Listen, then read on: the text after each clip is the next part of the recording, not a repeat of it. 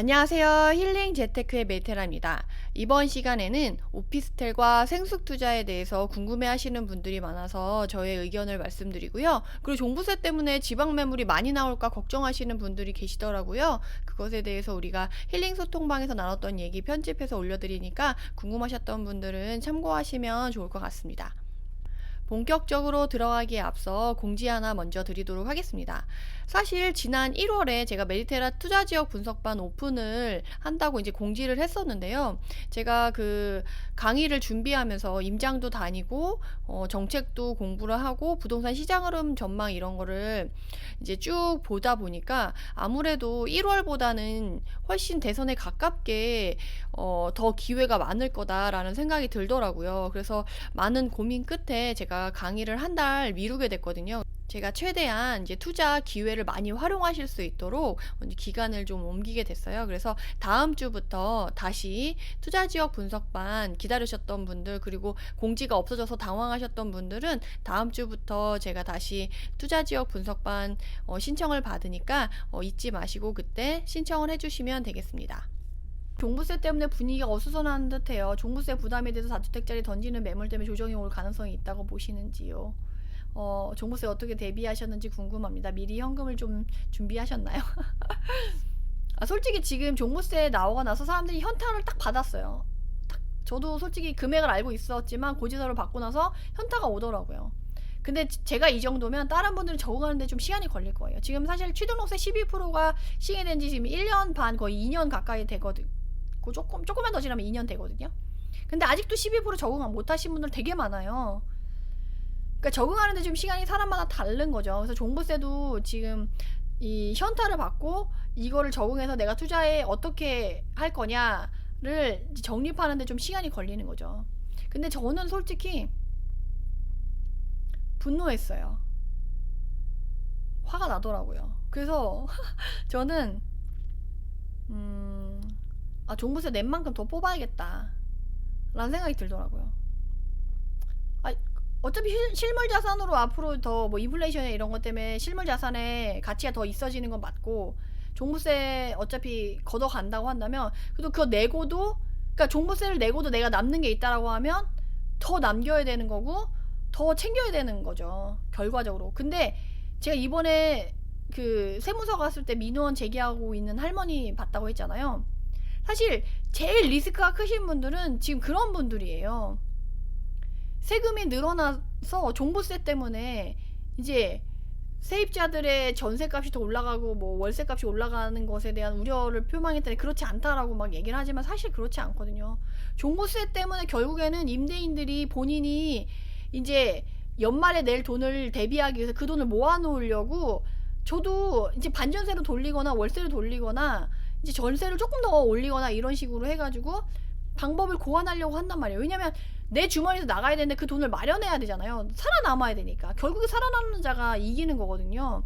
그러려고 그 방법 하려면 결국 그거를 임차인들이 그거를 떠안게 될 수밖에 없고, 1주택자이신 분들, 내 집 마련해서 내 집 하나밖에 안 갖고 계신 이런 할머니 같은 분들은 본인 생활비도 내야 된단 말이에요. 그러면 결국에는 제가 이걸 예를 많이 들었었는데, 똑같이 300만 원씩 받는 월급쟁이가 3명이 있어요. 근데 한 명은 무주택자고 한 명은 1주택자, 본인 집만 있고, 한 명은 300만 원 똑같이 받지만 다주택자예요. 그럼 누가 제일 위험할까요? 종부세가 오르고 재산세가 오르고 이런 보유세가 올랐을 때 누가 제일 위험할까요? 저는 무주택자랑 1주택자, 다주택자 순으로 위험하다고 생각해요. 왜냐면 다주택자는 수입 라인이 본인 월급 이외에도 다주택 다른 주택에서 수입 라인이 있어서 그쪽에서 전세를 올려받거나 월세를 받거나 하는 식으로 다른 수입 라인이 있잖아요. 그러면 그 다주택에서 나온 걸로 본인의 사는 집이나 그 다른 집들에 있는 종부세를 내고 남는 걸 수익으로 가져간단 말이에요. 그래도 결국 남는다는 거죠. 근데 1주택자는 어때요? 본인의 월급 300만 원 안에서 늘어난 세금만큼 더 주거비용 세금으로 내고 나머지 금액만 생활비로 쓸 수가 있어요. 그러니까 이전에는 종부세를 하나도 안 했단 말이에요. 근데 이제는 종부세를 100만 원 내야 돼.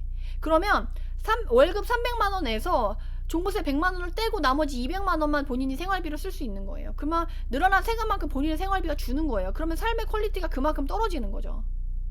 그럼 무주택자는 어때요? 난 집이 없으니까 세금 안 내도 되니까 너무 좋은 거 아니야? 1주택자는 본인 사는 집 내야 되니까 세금이 늘어서 그렇지만 무주택자는 세금 안 내도 되니까 좋은 거 아니야 라고 하지만 다주택자가 본인의 세금을 내기 위해서 전세값을 더 올리거나 월세를 더 올렸잖아요. 본인의 주거비용으로 내야 하는 금액이 오른 거예요. 월세가 10만 원 올랐다. 전세가 1억이 올랐다. 그러면 전세가 1억이 올랐다 그러면 대출이자 전세자금 대출을 받았을 거 아니야. 전세자금 대출 이자도 지금 또 금리 인상한다고 그만큼 올랐잖아요. 그러면 내가 원래 300만 원에서 이자나 월세로 50만 원씩 내는데 이제 그게 70만 원 80만 원이 돼서 그만큼 더 낼 수 있다라는 거죠. 그러면 그 부분 때문에 뭐랄까 본인의 생활비가 주는 거예요. 이런 식으로 결국에는 세금이 증가하게 되면 저는 무주택자나 1주택자 분들이 더 위험해질 거라고 생각이 들어요. 그리고 이런 것 때문에 월세가 가속화가 더 심해져요. 그래서 지금 전세에 사는 사람들은 전세를 또 가기 싫어하고 월세를 좀 더 찾고 사람들이 월세를 더 이렇게 선호하는 지금 분위기가 왜 그러냐면 전세를 받으면 전세자금 대출 때문에 지금 DSR 규제가 돼야 되니 뭐 어쩌니 하면서 얘기가 나오잖아요. 그러니까 차라리 월세로 가자. 지금 월세를 가면 나라에서 지원해주는 것도 있고 연말정산에 반영해주는 것도 있고 그러니까 차라리 월세가 더 낫다라고 판단하시는 분들이 속속 늘어나고 있는 걸로 알고 있거든요. 특히나 저가 이제 주택 같은 경우는 그 혜택이 더 크게 보이겠죠. 그래서 오히려 월세 가속화가 더 심해지고 있는 분위기다. 그런 것 때문에.